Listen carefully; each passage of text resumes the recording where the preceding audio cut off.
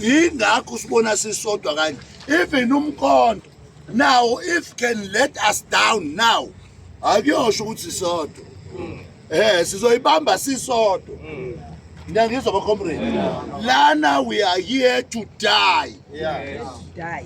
Uma bengafuni uku-engage sine solution thina sithi thina sicela ukuyokho siyacela ukuxoxa nabo basinikeze imali yethu sihambe noma i-written warning singangifika sengile la engihlala khona akunandaba we can sign it. Yes. I-written warning ngisho dismissal ngiyangifika ngisho la engikhona fike ngiyisayine because usunginikezile ongokwayo. You understand? Asizile bafowethu ukuzo-apologize. We are not apologetic about what we are doing. Ngifuna lento niyibambe sihambe nayo. Abasebenzi abanangaphakathi fanele sibatshele. Fanele sibatshele ukuthi lalelani anikwazi ukusidayisa ngalesi sikhathi. Anikwazi ukusidayisa ngalesi sikhathi ngoba uma sibuyela la sifanele sibuye ngama-conditions ethu. Ukuthi kalawa usimise khona asikho ke khona sifuna ukuba la ekwakufanele ngabe sikhona. So now who's going to benefit for that?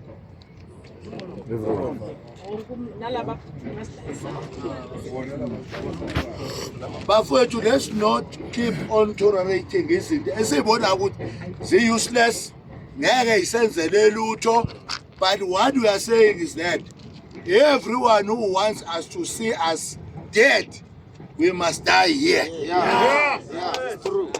Ofuna ukusibona nje une-agenda to kill us. Akamobilize the army, everybody. Into esidingayo imali yethu.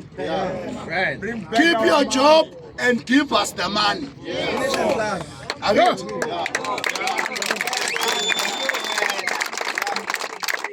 Save your job. Mawufuna ukushangani sisha whatever. Written warning akhipha zabe u20. Mawukhipha i-dismissal ikhiphe. But into esifuna uthina imali osikweleta yona. Bese uyasikhipha ukuqasha abasha.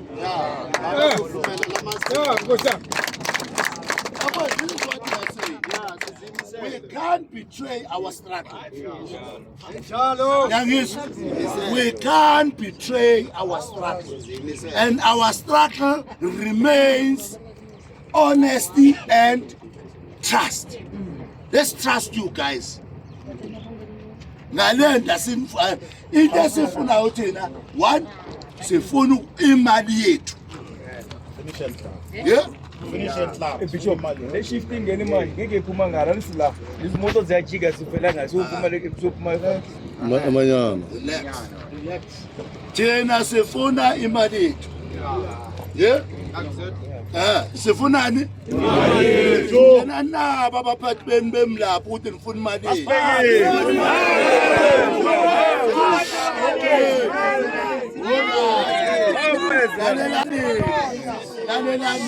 Lalelani sizobahlonipha asizukubathuka asizubashaya asizukubabandla.